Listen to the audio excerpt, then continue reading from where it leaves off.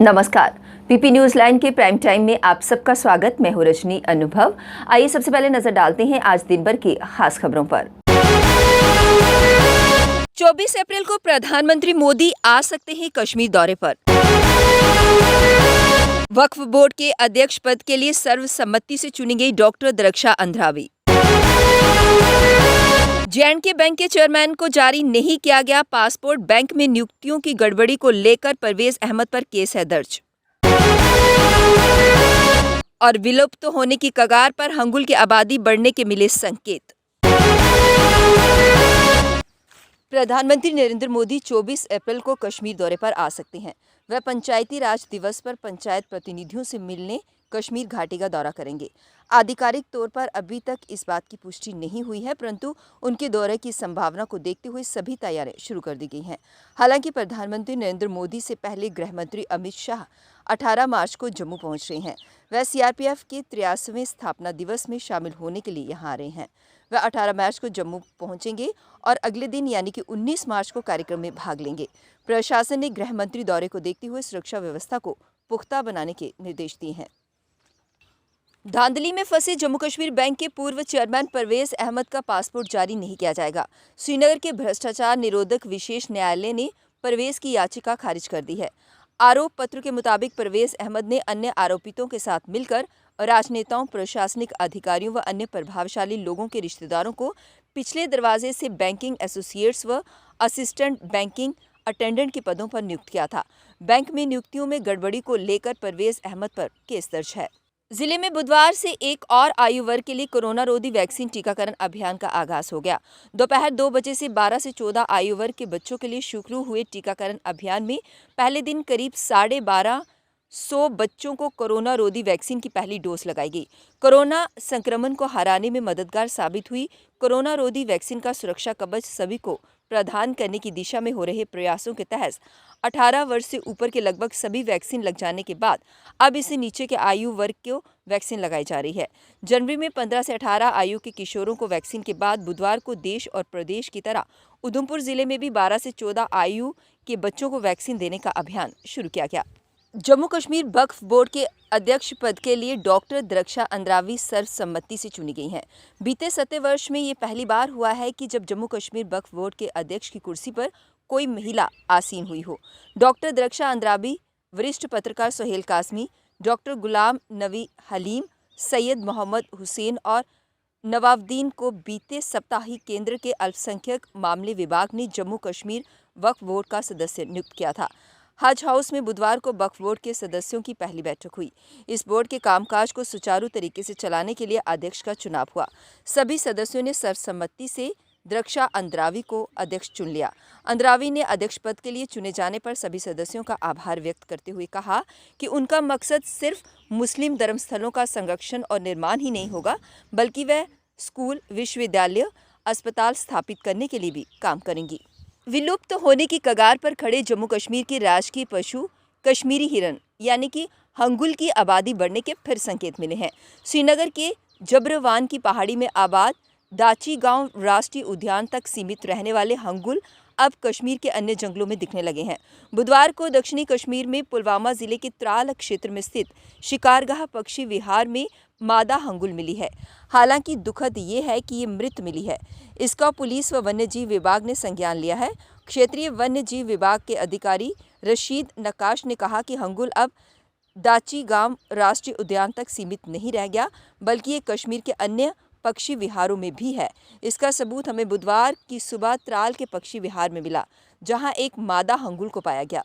जम्मू कश्मीर सरकार अब अंत्योदय अन्न योजना और प्राथमिकता घरेलू राशन कार्ड धारक परिवार की बेटी के विवाह में 50,000 रुपये सिर्फ एक के लिए की वित्तीय सहायता देगी। उपराज्यपाल मनोज सिन्हा की अध्यक्षता में प्रशासनिक परिषद ने राज्य विवाह सहायता योजना के पुनर्गठन को मंजूरी दे दी है। इस योजना में अब लाभार्थी के लिए प्रारंभिक शिक्षा को भी अनिवार्य किया गया है। शिक्षा संबंधी प्रावधान को प्रभावी बनाने के लिए सरकार ने मार्च 2025 तक अतिरिक्त समय सीमा निर्धारित की है। अब वक्त हो चला एक ब्रेक का, मिलते हैं ब्रेक के बाद। मजबूती की पहचान ACC cement, messrs Bishandas Jaswal and sons, authorised stockist, ACC cement 45 transport Nagar, Jammu. रंगीन खबरों की परत दर परत खोलता है तबसरा। तबसरा बयां करता है खबर के पीछे की कहानी। तीर पंचाल से सब कुछ दिखता है।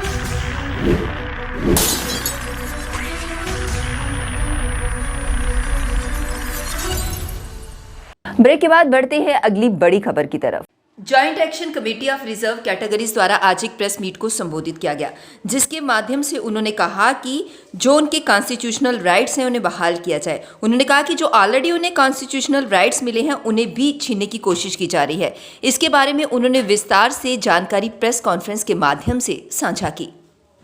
लोग जो हैं उनका करवा दिया। Ultimately then compelled by the situation हम SC ST OBC के लोग जो हैं एंड मोर स्पेशली जो SC ST के जो थे, चूंकि this was concerning with the SC and ST only, तो we went to the honourable apex court of the country. वहां से स्टेटस को लाया, देन कंप्लीट स्टे लाया, बट अनफॉर्चुनेटली जहां का ब्यूरोक्रेट जो है उसने पेश नहीं चलने दी, उसको मिस इंटरप्रेट किया और हमारा काज जो है उसे सबोटाज करके रखा। देन सो मच सो यहाँ जब at the time of reorganisation of the state into duty, तो यहाँ प्रेसिडेंशियल ऑर्डर आया, which order has been passed by the both the houses of the parliament of the country, और उसे हम कहते हैं प्रेसिडेंशियल ऑर्डर ऑफ 1 मार्च 2019।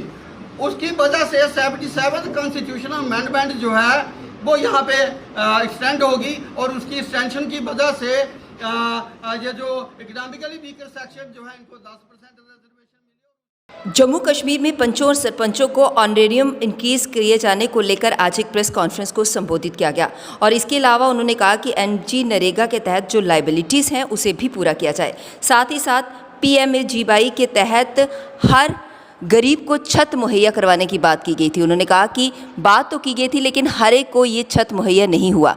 इन्हीं मांगों को लेकर आज प्रेस कॉन्फ्रेंस को संबोधित किया गया। है कि पंचों सरपंचों का ऑनरेरियम हम लोगों ने जदोजहद की है। 1000 रुपया पंच को मिल रहा है, 3000 रुपया सरपंच को मिल रहा है।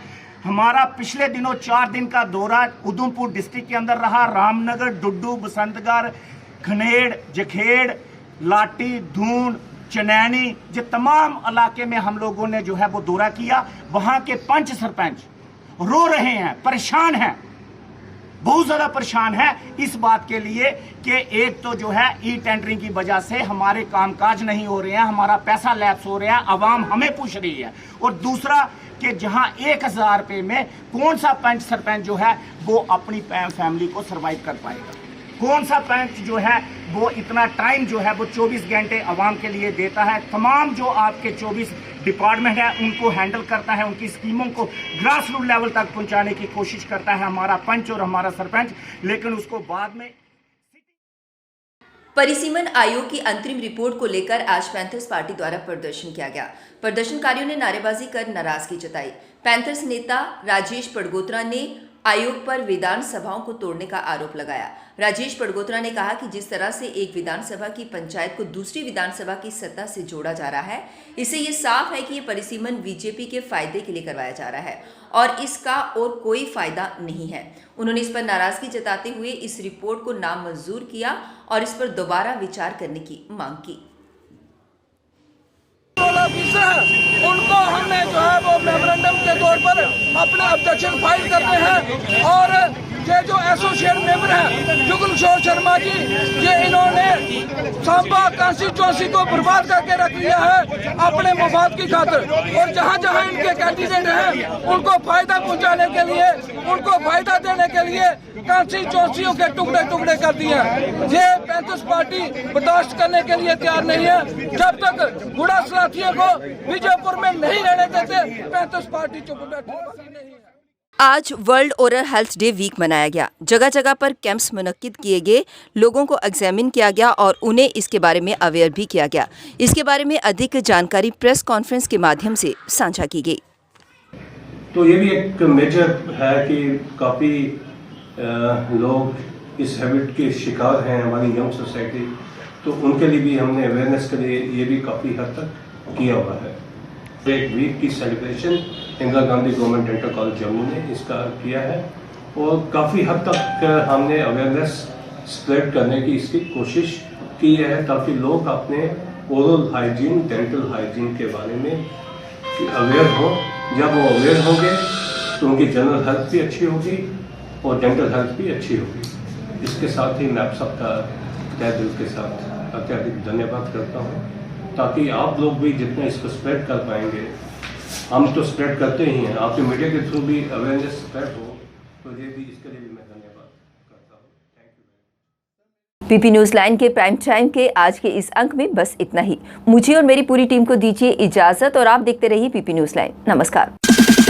जम्मू में आई टेस्टिंग की साइंटिफिक और मॉडर्न टेक्नोलॉजी के लिए हमेशा याद रखें जेम ऑप्टिशियंस, जहां पर रखा जाता है आपकी हर जरूरत का ख्याल। Gem opticians with the facility of eye exercise, A scan, biometry, pachymetry और ऑटोमेटेड फील्ड एनालाइजर। और हाँ, हमारे यहाँ बढ़िया क्वालिटी के ब्रांडेड स्पेक्टिकल्स, सनग्लासेस और कॉन्टेक्ट लेंसेज मिलते हैं। आपका भरोसेमंद एक ही नाम, Gem opticians, Gandhinagar. Gem opticians, Nai Basti. Gem opticians, Amphalla. Gem opticians, Trikuta नगर।